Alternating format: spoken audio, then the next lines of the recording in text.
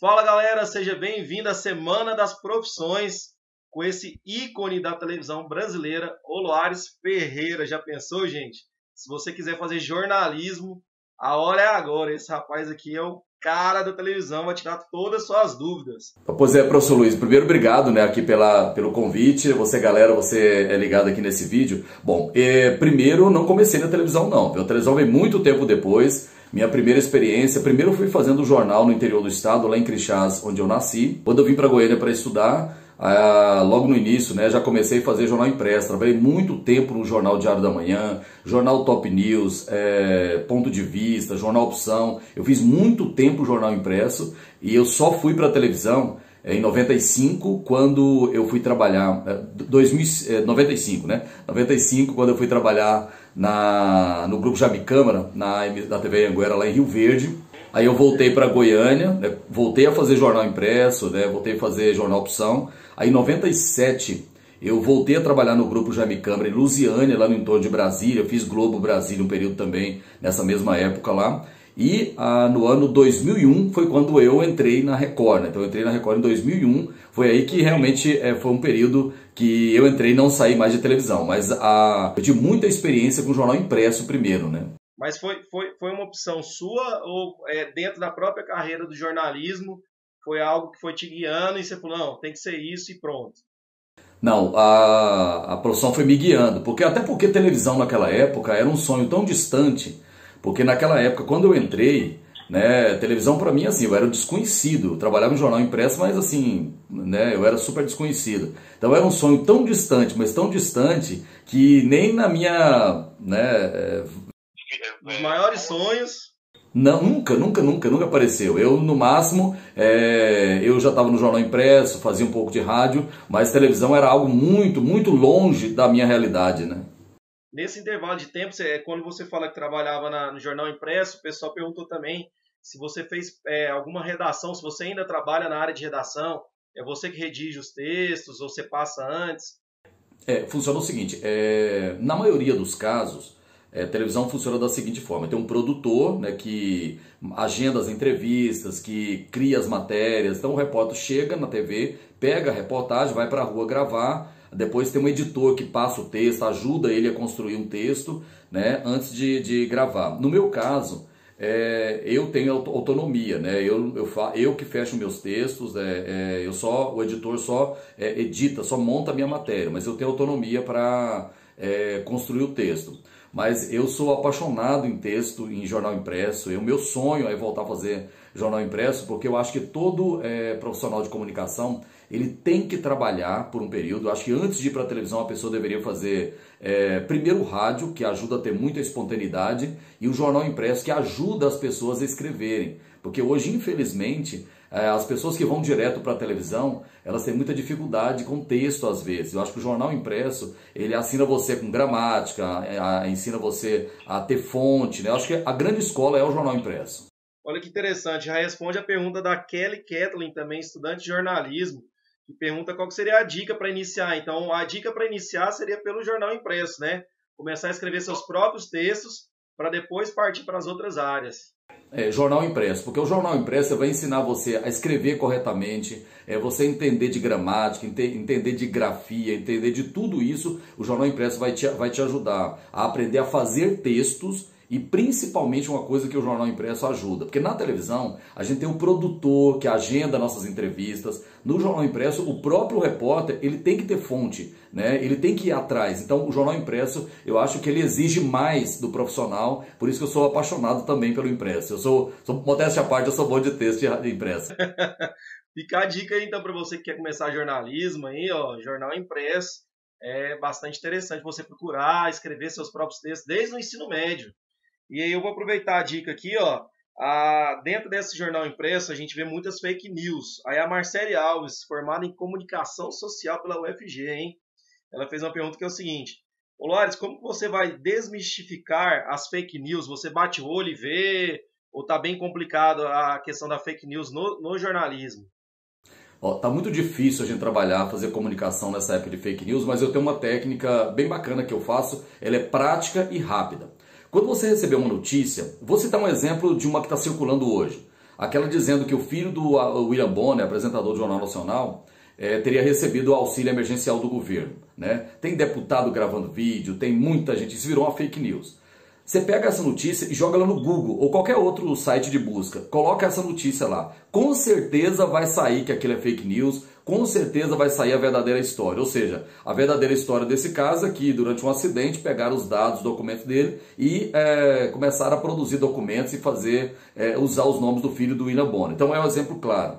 Nós pegamos um caso também assim, muito típico, que a gente vê, por exemplo, de um vídeo que tem uma pessoa agonizando em cima de uma maca, dizendo que era de Goiânia, né? Se você jogar lá, mulher agonizando em cima de maca, aí saiu uma notícia que isso é lá de Macapá. Então, na verdade, assim, hoje pelos sites de busca é uma forma certa. E tem uma coisa que eu pelo menos aprendi muito, quando você pegar uma notícia, você conta 1, 2, 3, vai atrás, se não tiver certeza não dá. Eu prefiro ver o concorrente dando a notícia ou não dar, a ter que dar a notícia e ela ser errada, né?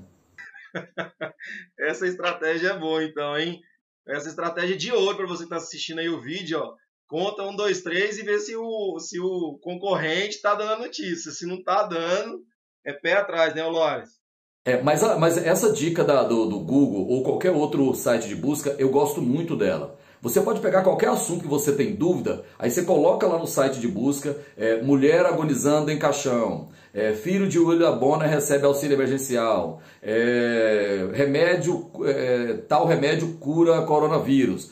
Joga lá no site de busca, vai ser um monte de notícia e normalmente já sai alguém desmentindo, já sai alguma notícia dizendo que aquilo é fake news. É uma forma rápida. Agora, se for alguém aqui de Goiás, aqui de Goiânia, telefone, né? O velho telefone funciona para você ligar e falar. Perguntar, né? Oh, isso é estratégia show.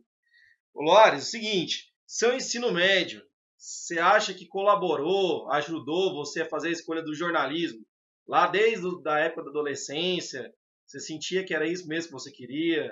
Já escrevia redações na escola, alguma coisa assim do gênero? Eu vou fazer uma revelação aqui que talvez algumas pessoas, alguns estudantes vão achar estranho. Eu sempre odiei matemática, eu sempre odiei física, eu sempre odiei química, eu era muito bom. Nossa, olha a revelação. Que meus professores de matemática não me ouçam, né? Mas eu gostava muito de português, redação e principalmente a gente tinha algumas disciplinas na época, hoje não existe mais, tipo OSPB, Educação Moral e Cívica, que eu adorava essas disciplinas. Então assim, era estranho, né? Eu era muito bom, por exemplo, nessa área de humanas, mas na área de exatas eu nunca fui bom, eu admito isso. Então assim, eu sempre tive muita simpatia por redação, português, adorava, eu já era meio exibidinho, né? Eu adorava ler, fazer leitura na frente dos alunos, fazendo jornalismo de seminários, escola. né? Os famosos seminários. Os seminários, sempre eu estava até na igreja, eu virei coroinha, adorava aquelas leituras na missa, adorava aquilo ali, eu acho que eu já era meio aparecido. Já era meio aparecido. Então você tem que ter a veia, viu, galera? Tá lá no ensino médio, tem vergonha de ir pra frente, igual o Loares não tinha, e eu também não tenho, viu, Loares? Desde o meu ensino médio, falou, quer vir aqui pra frente? Eu ficava doido. Falei, eu quero apresentar o trabalho. E eu nunca tive veia também pra matemática, não. Matemática, eu não posso falar que é ruim, porque tem colegas meus, professores, vão me matar, né? Mas assim, eu acho que isso tudo, Luiz, a gente tira a seguinte lição. A gente tem que, ninguém vai saber tudo, ninguém vai dominar todas as áreas, ninguém vai ser o expert em tudo, ninguém vai tirar 10 em todas as disciplinas a vida inteira. Eu acho que a gente tem que investir naquilo que você acha que você tem dom. Se você tem dom de falar, de ensinar, invista nisso. Se você tem dom para, sei lá, para uma área mais exata, se você é muito tímido, não adianta você tentar lutar demais com essa sua timidez. Vai para aquela área que você acha que você domina. Se você, por exemplo, tem vergonha de aparecer na câmera, mas gosta de jornalismo, vai para o impresso, né? Então, assim, o que a gente não pode é forçar demais a barra para a gente ser aquilo que a gente não vai conseguir fazer, né? E nesse caminho que você escolheu, sua família teve um peso fundamental, te ajudou bastante? Ou eles ficaram opostos? Não, vai fazer jornalismo, não é isso que a gente quer. Teve incentivo? Ô, Luiz, eu vou falar um negócio pra você, assim, que até... Eu sou de uma família tão pobre, mas tão pobre, que o máximo que eu acho que o meu pai e minha mãe esperavam era que eu concluísse o ensino médio e fosse trabalhar em um supermercado, uma empresa qualquer da cidade. Assim, até pela condição social que a gente tinha, Eu acho que os sonhos dos meus pais, para mim, eram... Até porque os meus amigos, meus colegas de infância, a maioria hoje mora na roça, a maioria hoje mexe com gado, era uma realidade muito distante sair lá do interior e lutar. Então, assim, eu costumo dizer que eu falo que os meus pais, não que eles me incentivaram, até porque eles nem tinham noção do que era jornalismo, não tinham noção do que era isso, né? Mas o maior incentivo que eu considero dos meus pais foi quando ali, 18, pouco mais de 18 anos, quando eu decidi vir para Goiânia, que eu não tinha dinheiro nem para pagar a passagem, e que hoje assim eu sou grato aos meus pais, porque se eles falassem, você não vai, eu não viria, porque eu sou muito obediente aos meus pais. Mas assim, só do meu pai ter virado para mim e falado o seguinte: meu filho, é o seguinte, a gente não tem condições de te ajudar, a gente não tem condições de te bancar, não tem a menor condição de te manter, mas nós não podemos impedir você de correr atrás dos seus sonhos. Então isso eu considero incentivo, porque se eles falassem não vai, eu não teria vindo. Olha que interessante, galera. Você que está assistindo o vídeo aí, a família é primordial, né? Tanto que o Loares falou que se a decisão do pai dele fosse dele ficar, ele ia ficar com a família dele, porque ele veio de uma classe humilde, trabalhadora, batalhadora, então ele precisava respeitar, porque esse respeito é muito tradicional para você que é mais novo. Era muito mais comum respeitar os mais velhos, e se o pai dele falasse não, era não, né, Loares? Se meu pai falasse não... Até porque, assim, eu comecei a trabalhar com 7 anos de idade, vendendo picolé, aí aos 9, 10 anos eu fui engraxate, depois aos 14 anos eu fui trabalhar no supermercado, e na época a minha cidade é a cidade de Garimpo, que é Crixás, né? Antigamente, hoje não tem mais, né? Hoje tem mineração. As caminhonetes eram movidas a gás de cozinha. Então, assim, com 14 anos eu já ajudava a entregar gás, saco de cimento, aquele moleque magrinho colocando saco de cimento em cima de caminhonete, aquela coisa toda. E aí, só que eu sempre fui muito ousado, eu nunca tive limites para os meus sonhos. Eu sabia que eu queria algo melhor, só não sabia o quê. Aí no supermercado eu chegava para o gerente e falava assim, me dá uma oportunidade em outra área. Aí, tem uma vaga para repositor, você topa? Topo. Fui repositor de supermercado. Olha, tem uma área, aí não estava satisfeito, pedia para correr atrás. Tem uma área na contabilidade, você topa? Topo. Mas você não tem experiência, eu aprendo. Então, assim, cheguei à contabilidade do supermercado. Então, assim, foi assim que eu fui buscando os meus sonhos, né? Até conseguir ter a coragem de vir para Goiânia. Então, assim, eu nunca fui acomodado. Eu sempre fui muito de correr atrás, de pedir oportunidade. Quando você pede oportunidade, mostra disposição, sempre tem alguém querendo te dar a mão. Agora, a gente preguiçosa, descrente, aí a galera sai fora mesmo. Demais, né? E você vê que eu achei muito interessante você colocando aí. Até o fato de você vender ali o picolé no carrinho, sair na rua, acabou que ajudou, né, Loares? Influenciou você a ter esse dom da comunicação que você tem, melhorar essa dicção. Às vezes que a gente, com o tempo, né, na adolescência, a gente às vezes é meio tímido, e daí você vai para um supermercado e sempre conversando com as pessoas, e aí justamente é o que a Federal faz, é a comunicação. Hoje você forma em comunicação e especializa em jornalismo. E a comunicação é tão interessante, Luiz, que eu me lembro assim, quando eu estava na rua vendendo picolé, por exemplo, quando eu chegava numa turma, eu nunca chegava para vender picolé apenas. Eu chegava, né, todo mundo ali, gente, eu sempre me apresentava. Eu sempre fui meio despachadinho, né? Olha, eu tô aqui vendendo picolé, eu preciso comprar meus livros, eu preciso comprar meus materiais escolares. E aí a pessoa comprava o meu picolé e ainda me dava uma grana a mais. Então, assim, eu nunca vendia só o picolé. Eu vendia um sonho de estudar, né? E aí eu chegava naquela turma. Às vezes o pessoal comprava todo, foi muitas e muitas vezes, né? A pessoa chegava, não, quanto você quer esse tudo aí? Eu fazia, então eu vendia, naquele momento eu vendia todos os meus picolés. Então, assim, eu sempre fui muito de ir além do que eu tava, né? Então, assim, eu chegava para vender o picolé e logo já convenci o pessoal a me comprar tudo de uma vez. Eu ia engraxar, falava assim, amigo, deixa eu engraxar o seu sapato, eu tô precisando dessa grana. Então eu nunca chegava lá só para engraxar o sapato. Então a comunicação é muito importante para a gente tocar a vida, viu? Que bacana, nossa, eu tô aprendendo mais do que na escola aqui, viu? E tem outro detalhe também, viu, Luiz? Assim, só para as pessoas às vezes ver a gente na televisão, aquela coisa. Quando eu fui vir para Goiânia para estudar, para correr atrás dos meus objetivos, eu não tinha dinheiro para vir para Goiânia. Eu morei aqui em Goiânia, eu morei, dormi em papelão, né, quartinho alugado, muito tempo, sofri muito aqui, passei fome, aquela coisa toda.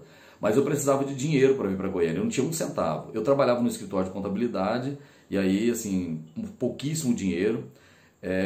Eu fui numa loja de um amigo meu na cidade, comprei uma bicicleta a prazo, em 10 parcelas, vendi essa bicicleta à vista para o meu irmão, né? E com esse dinheiro eu vim para Goiânia. O que eu ganhava aqui, eu ia pagando as prestações da bicicleta lá no interior. Aqui em Goiânia eu trabalhei como chapeiro de pit dog na praça universitária. Naquela época eu ainda fazia maionese no liquidificador, trabalhava até altas horas e estudava no dia seguinte, né? Então, assim, eu tenho muito orgulho, sabe, de tudo que eu fiz, né?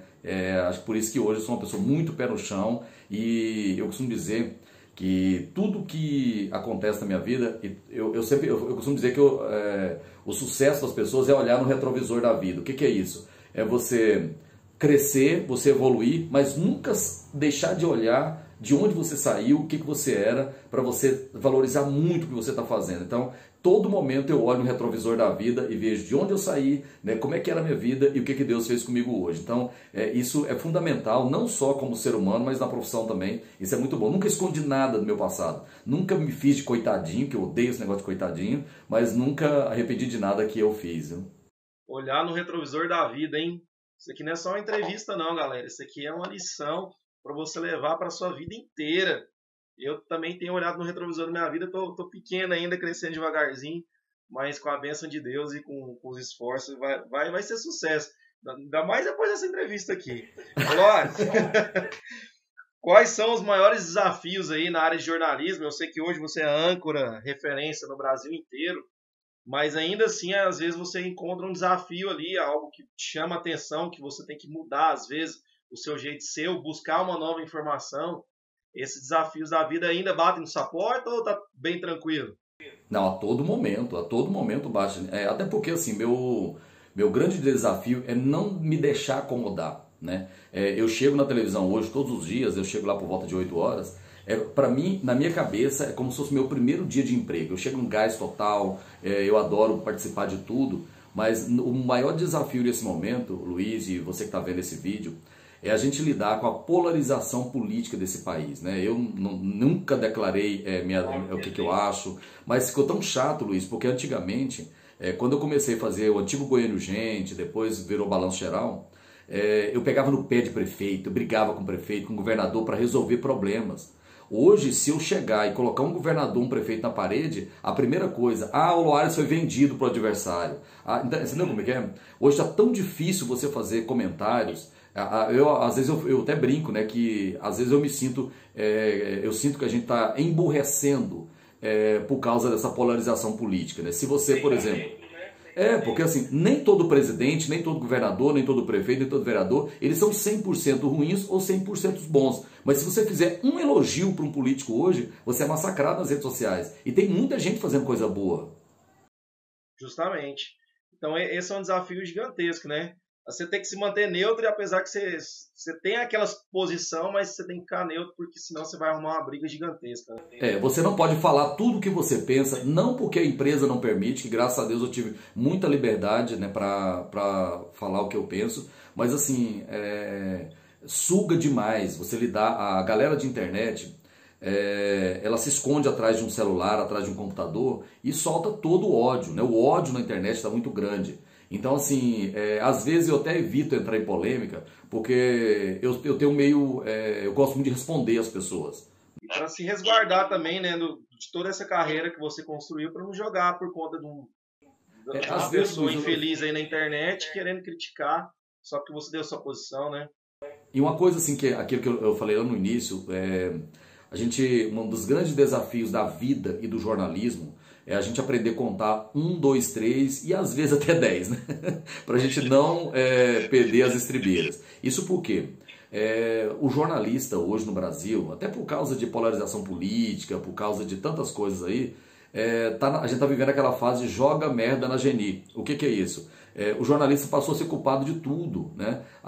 Nós somos o mensageiro, ou seja, mata-se o mensageiro para a mensagem não chegar. Então, infelizmente, nem todas as pessoas estão preparadas para lidar com liberdade. A liberdade da internet nem todas as pessoas estão preparadas, então às vezes é melhor você nem entrar em certas polêmicas, a ter que baixar o nível, a ter que debater com pessoas que não estão preparadas para o debate, né? Bom demais. Lares, continuando aqui, nosso tempo é mais curto e o seu também é precioso, eu sei disso. Não, estou à vontade, sou todo de vocês hoje. Ah, beleza. A professora Pauline Lotti falou o seguinte: se vocês fossem o professor ali do curso de jornalismo, o que você diria para o seu estudante ali, para o seu aluno, no primeiro dia ali de sala de aula ali, para aquele aluno que está chegando, se você fosse professor? Até porque você é um professor, né? Quer queira, quer não, hoje você que está assistindo o vídeo, e eu estou aprendendo demais da conta com o Loares aí.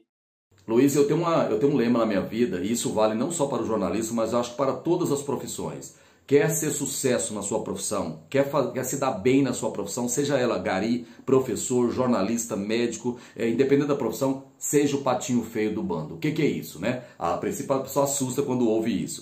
Eu achei interessante. Se você, Luiz, como professor, quem está vendo o vídeo, a professora que participou com a gente, qualquer pessoa, né? Se você fizer igual todo mundo está fazendo, você vai ser mais um no meio da multidão. Agora, se você for o patinho feio da história, você vai ter sucesso.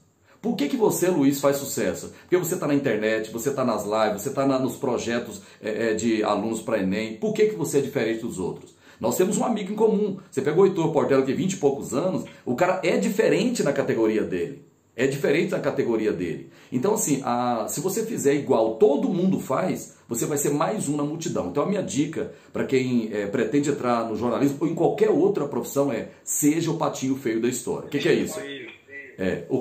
O que é isso no meu ponto de vista? Como eu falo patinho feio, é porque quem tenta fazer diferente leva pedrada. Você, Luiz, como professor, já deve ter levado horrores de pedradas, né? Eu levo pedrada, todo mundo leva pedrada. Então, assim, mas para ter sucesso, se você colocar 100 patinhos de um lado iguaizinhos e um diferente, quem é que vai chamar a atenção? O diferente. Então, assim, a gente que ousa, a gente que tenta fazer diferente, a gente leva a pedrada. Mas quem é que se destaca? Quando eu comecei a fazer o Instinto Goiano Gente, nossa, eu sofri demais. Esse programa sensacionalista, esse programa brega, porque eu era o único que dava espaço para mostrar falta de asfalto, buraco na rua, falta de médico. Então eu era brega, eu era sensacionalista, eu era tudo. Hoje todo mundo está fazendo isso, hein, Lares? Hoje todo mundo está me copiando. Então, assim, então qualquer profissão, faça diferente, seja o patinho feio da história, que você vai se dar bem na vida. Eu vou deixar até um comentário aqui interessante que o Loares, ele conhece um pouquinho também da minha carreira. Toda vez que eu faço esse trabalho social, igual a gente está fazendo hoje, a gente está disponibilizando o que é mais importante para o ser humano, que é o tempo. Às vezes a gente pensa que é o dinheiro, não é. Esse trabalho social leva pedrada demais. Ué, mas por que você está trabalhando de graça, editando vídeo e postando lá para os meninos? Porque eu tenho uma realidade que o menino de escola pública, ele não tem aquela condição de ir no psicólogo, de ir até uma televisão, pegar um ônibus para conhecer o jornalista lá. Então ele tem essa dificuldade. Então me alimenta muito ajudar as pessoas, assim como eu vejo no trabalho do Loares. Do Heitor Portela também. Quando eu chamei ele para dar entrevista, ele não perguntou quanto que ele ia receber, igual aos outros profissionais, alguns perguntaram, né? Ele falou assim, quantas pessoas que eu vou ajudar? Então você entendeu a história do patinho feio, Luiz? É justamente isso que você está fazendo. Quantos professores, seus colegas, que estão acomodados, sentados, eu não estou ganhando nada para isso, para que eu vou ajudar esses meninos? Cada um que se vira para lá. Mas o que acontece? Isso, na verdade, que você está fazendo, às vezes, assim, é o que eu muitas vezes falo sobre trabalho social, sobre a parceria com as pessoas. A gente pensa que a gente está ajudando as pessoas, mas essas pessoas estão ajudando a gente a se tornar um cidadão melhor. E se eu sou um cidadão melhor, eu vou ser um profissional melhor. Então, você é um professor diferenciado por quê? Porque você é diferente dos outros. Então, é isso que faz a diferença nas pessoas. É isso que faz a diferença. Você pega, por exemplo, vou dar um exemplo, sei lá, na medicina. O médico Zacarias Calil. É um médico renomado no mundo inteiro. Se você conversar com o cara, é um cara humilde que você nem imagina. Então, ou seja, você não precisa ser arrogante para ganhar destaque, você não precisa humilhar as pessoas. Eu, pelo contrário, eu sou o cara mais tranquilo do mundo, nunca deixei esse negócio de fama subir para minha cabeça. Eu tenho consciência que eu não sou artista, mas eu jamais vou deixar de negar uma foto, negar uma atenção. E é uma coisa que eu sempre coloco na minha cabeça. Abra sorrisão, saia da caixinha e lute, porque ninguém merece conviver com pessoa mal-humorada, mal educada. Então, assim, a gente aprende muito com esses trabalhos igual a esse que você faz. E por isso que é muito bacana e por isso que eu parabenizo tudo isso. Você saiu da caixinha. Por isso que chama atenção. Você saiu da caixinha da vida. Eu costumo falar isso mesmo. Eu até me emocionado aqui quando você fez algumas colocações. Então, para quem está vendo o vídeo, eu estou justificando. Eu sou uma pessoa bastante emotiva, viu, galera? Então, você que me conhece sabe que quando o Loares falou eu fiquei emocionado. Agradeço mais essas palavras. Continuando aqui para não perder o fio da meada, o Loares, qual que seria aquela reportagem que marcou assim sua vida mesmo? Aquela que você lembra? Eu tenho muitas histórias assim que me marcaram, mas assim...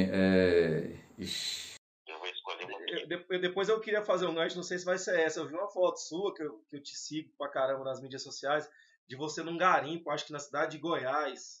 Ela inclusive está aqui no meu escritório, né? Isso. Aquela imagem, desculpa. Aquela imagem, aquela já foi numa fase boa, mas assim, uma coisa, Luiz, que eu vou até revelar, assim, não uma reportagem, mas um conceito de reportagem que eu não esqueço e que eu me emociono muito, porque eu comecei um trabalho, isso há cerca de 20 anos, né? Eu vou fazer 20 anos de Record, que era fazer campanhas para ajudar as famílias na televisão. Eu levei pedrada demais, nossa, explorando vida de pobre, explorando miséria, tanto isso, mas é um tipo de coisa que assim, eu sou apaixonado nisso, né? Você fazer campanhas. Faz bem, né? Te alimenta. Me alimenta. Eu estou usando a minha profissão para fazer o bem. Às vezes a gente mostra uma família, Luiz, mas assim, isso contamina de uma certa forma as pessoas, a gente desperta as pessoas assim, mas assim... se eu tivesse que escolher uma reportagem hoje, tantas histórias, né? Quase 30 anos de carreira. Mas teve uma não, também. eu vou falar uma que me marcou, né? Eu vou contar uma história na verdade, que eu me arrependo, viu, Luiz? É uma reportagem que eu me arrependo até hoje. E se eu pudesse voltar no passado, eu não faria. Eu trabalhava no Diário da Manhã, isso foi acho que em 96. E eu recebi uma pauta para mostrar uma reportagem em que um travesti denunciava o cantor Luciano Camargo. Estou falando isso porque é público, são um jornal e tudo mais. Eu fiz uma reportagem sobre esse assunto, e se tem uma reportagem que eu me arrependo de ter feita, é essa, sabe? Essa reportagem mudou minha vida, sabe? A respeito de invasão de privacidade, a respeito de qual o interesse público disso. É uma reportagem que eu coloco no rol das reportagens que eu me arrependo amargamente de ter feito. O que já aconteceu, aconteceu, mas assim, se eu pudesse voltar no passado, era uma página que eu rasgaria da minha vida. Olha que interessante. Através da queda, do tombo que a gente leva, a gente acaba ficando mais forte, galera. Muitas vezes vocês me procuram em sala de aula e falam, professor, eu caí ali, não dou conta de levantar, minha mãe perdeu o emprego, eu fiz cagada. Aí, olha aí. O ícone. E uma coisa também, assim, Luiz, que eu sempre falo para as pessoas, as coisas que não dão certo na sua vida, seja na escola, na faculdade, no trabalho, na vida pessoal, na vida de família, as coisas que não dão certo na sua vida, não considerem derrotas, não considerem coisas negativas, porque o que a gente aprende com a queda não é brincadeira. Então por que eu vou falar que é uma derrota se eu aprendo com o erro? Por que eu vou falar que é uma desgraça na minha vida se esse erro me fez crescer como ser humano? Então, na verdade, assim, quando as coisas parecem que estão errado ou dão errado, não lamenta não, porque na verdade você aprendeu. Nunca mais você vai fazer a mesma coisa, nunca mais você vai cometer o mesmo erro. Então, assim, eu aprendo muito com os erros. Eu não lamento os erros, eu aprendo com eles. Os erros, eles ensinam a gente muita coisa. O pessoal, a Gabriela, que trabalha na Polícia Militar, deu uma entrevista para nós aqui do Espaço das Profissões também, falando o seguinte, que às vezes a mídia, a reportagem ali, o jornalismo acaba atrapalhando o trabalho deles. E eu até comentei depois com ela que a gente terminou a entrevista, que eu vejo que a sua emissora e seu trabalho, vocês muito trabalham em conjunto com a polícia, né? Vocês tentam levar ali o fato verdadeiro para o cidadão que está assistindo. Então, já outras emissoras, elas levam deturpado aquele assunto, ou para mais ou para menos. Então, existe esse vínculo com vocês e a polícia? Na verdade, o grande problema hoje, Luiz, chama-se comunicação. Eu tenho uma informação, eu ligo para um delegado, para um policial militar, querendo checar essa informação. Ele vira para mim e fala assim, eu não vou falar sobre esse assunto. Então, nem sempre é o jornalista que errou, nem sempre é a intenção da emissora. Ninguém fica lá planejando, até porque num programa tipo o meu, que tem 3 horas e 20 de duração, a gente não fica lá e fala, nossa, hoje nós vamos massacrar quem? Não existe isso. Mas assim, toda vez que a gente liga para alguém que ou passa a informação verdadeira ou contesta aquela informação, você muda. O grande problema é que a gente tem muita dificuldade, às vezes, a pessoa fala, não, eu não quero falar sobre esse assunto. Então, se a pessoa não quer falar, você vai trabalhar o quê? Com os elementos que você tem. Nem sempre esses elementos vão agradar a pessoa do outro lado. Então, assim, se houvesse maior interesse em se comunicar, a gente teria menos problema. Porque eu ouvi falar alguma coisa de você, professor. Se eu não te ligo, eu vou trabalhar com a informação que me chegou. Se eu te ligo e você contesta ou me passa a informação correta, eu vou trabalhar com outra informação. Então, assim, o jornalista ele trabalha com a matéria-prima que ele tem. Então, quanto maior o nível de comunicação e transparência da pessoa, melhor é a qualidade da informação. Né? Bacana, bacana. E falando de informação, a aluna Nicole Franco, ela falou que quer fazer o Enem esse ano e falou que às vezes liga na sua emissora, na Record, né, que ela assiste de vez em quando, que ela adora demais, mandou um abraço para você e falou assim, que às vezes ela sente falta de falar de assuntos relacionados. Talvez é porque não faz parte, né, Olares, do perfil do programa, não é? Ou estou errado? Não. Sabe o que acontece muito? A gente tem um problema, a gente tem uma dificuldade. Agora melhorou muito. Mas antigamente, tem dia que eu, por exemplo, eu quero fazer uma matéria relacionada à história. A gente liga, Luiz, para 10 professores de história. Nenhum quer dar entrevista. Nenhum quer dar entrevista. Eu tenho uma informação, por exemplo, sobre Enem. Você não tem noção o que é difícil você encontrar professor para falar sobre Enem. Basta você ver que as universidades hoje, agora melhorou um pouquinho, mas a gente tem tantos pesquisadores nas universidades, mas por que esses trabalhos não vêm a público? Porque os professores, de um modo geral, né, com raras exceções, não gostam de se comunicar. Ele faz uma pesquisa, chega a um resultado, mas ele não dá entrevista, ele não fala. A gente tem uma dificuldade de se comunicar muito grande. Tanto é que, assim, quando a gente tem abertura com os professores, a gente leva, a gente mostra, a gente faz muita reportagem sobre Enem, professores, mas a gente tem que ter o quê? A disponibilidade das pessoas em falar. Porque nós, jornalistas, nós somos o quê? Intermediadores de uma história. Eu não posso ficar lá 10 minutos eu falando sozinho, contando a sua história. Eu tenho que ter alguém falando, tem que ter alguém... Então, assim, acho que não só os professores, médicos, todos os profissionais de todas as áreas precisam se comunicar mais. Hoje em dia, com rede social, você fala comigo a qualquer hora, não conseguiu falar com a minha produção, fala comigo. Então, assim, eu acho que, na verdade, às vezes o que falta é a gente interagir melhor, tanto com os educadores, com os alunos, porque, por exemplo, se eu não sei qual é a necessidade de informação dos alunos, como é que eu vou levar a informação? Então, hoje, através de rede social, manda mensagem, Olares, eu queria ver uma reportagem sobre isso, Olares, tem uma história bacana aqui. Então, assim, a gente precisa, nós não temos bola de cristal, a gente precisa de pessoas nos pautando para a gente correr atrás do assunto, né?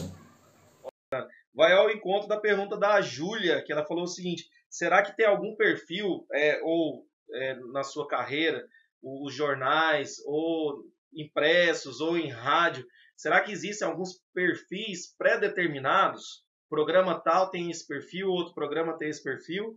Tem. Por exemplo, vou dar um exemplo da Record. O Record tem 6h30 da manhã o Balanço Geral amanhã, depois vem o Goiás no ar. Nesse horário é muito variado o público, homem, mulher, idade, mais ou menos. O pessoal está tomando café para ir para casa. Quando chega por volta de 11h50, quando eu começo o Balanço Geral, 60% a 70% dos meus telespectadores, eles são variados também, as pessoas estão em casa almoçando. Quando passa de 1h da tarde, aí predomina mulheres, de 60% a 70% mulheres e pessoas com mais de 40 anos de idade. Então, assim, depende do horário. Quando você chega à noite, por exemplo, a predominância é de homem na frente da televisão. A partir das 6h da tarde, a predominância é homem na frente da TV. Então, assim, a gente tem os horários, né, em que a gente tem mais aquele público. Então, a gente faz mais reportagens voltadas para aquele público, dependendo daquele horário. Então a gente tem reportagem, por exemplo, que dá muita audiência cedo, mas não dá à noite. Ou outra que dá à noite, mas não dá cedo. Então assim, a gente tem o perfil do público, a faixa etária, o sexo, né, e a preferência naquele horário, né, a gente produz reportagem pensando naquele público de acordo com as pesquisas que a gente chama de qualitativa. Além do Ibope, que a gente tem minuto a minuto, a gente tem uma pesquisa qualitativa para a gente saber qual é o perfil da pessoa que está vendo a gente naquela hora, né? Para quem acompanha o Loares aí, gente, basta comparar o programa da Silvier e o dele. É a mesma emissora, né? Às vezes o mesmo câmera que está lá, mas é totalmente diferente do que está acontecendo. A reportagem do Loares é diferente da Silvier. Isso porque no horário da Silvier, a maioria do público dela é homem. No meu horário, a maioria é mulher. Que interessante, que bacana. E olha, mais interessante ainda, todo mundo que mandou pergunta para mim são mulheres. Olha o empoderamento feminino aí, ó.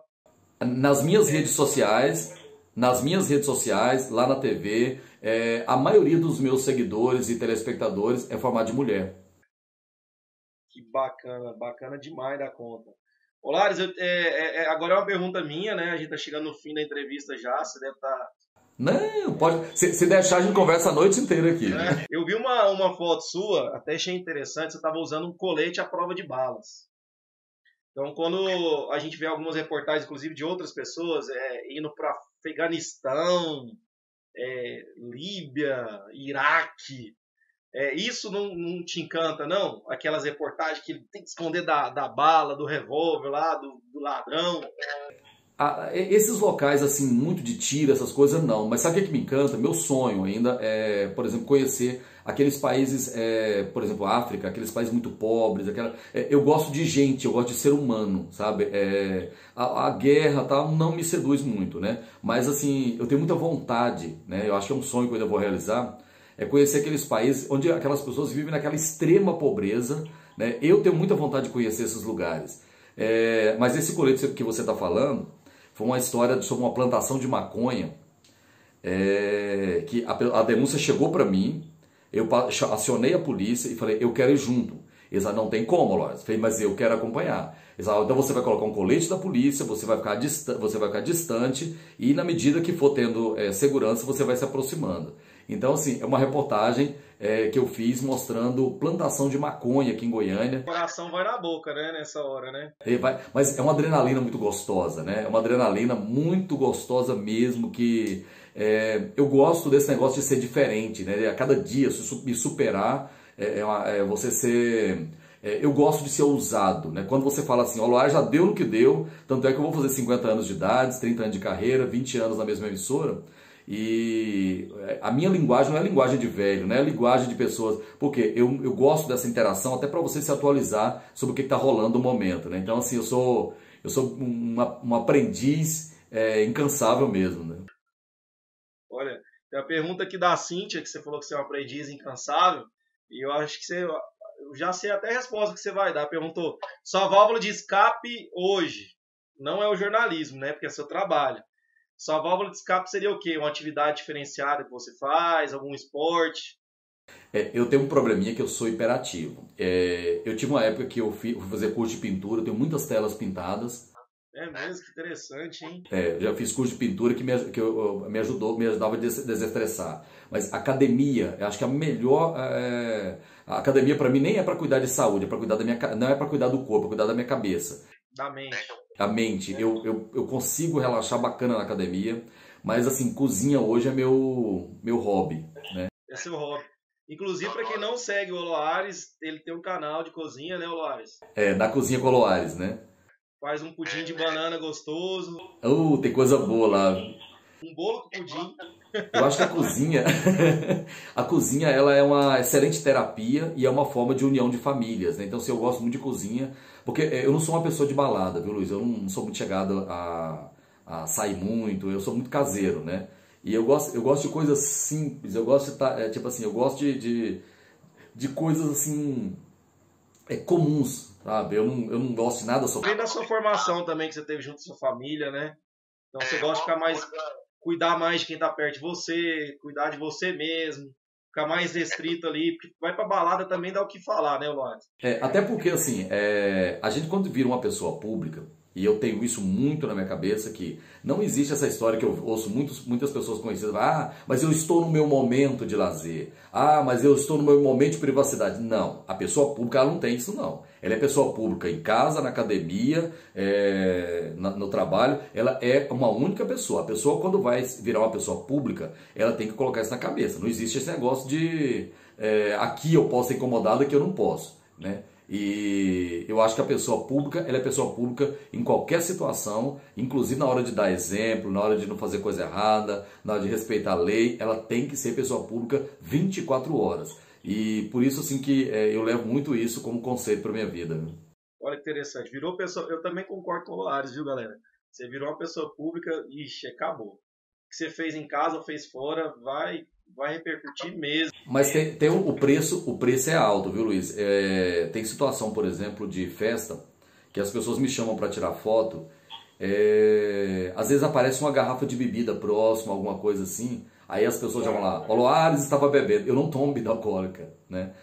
Ou então, já teve situação, por exemplo, uma foto que aconteceu há pouco tempo em Pirinópolis, eu estava com amigos numa mesa, numa sorveteria, e as pessoas me fotografando sem que eu percebesse, e depois começaram a postar em redes sociais, fica falando que faz dieta, tá tomando sorvete, aquela coisa. Então assim, eu já aprendi a lidar com isso, né? Eu aprendi a lidar com isso, mas assim, quem não sabe tem muito problema mesmo, porque onde você vai, virou manchete.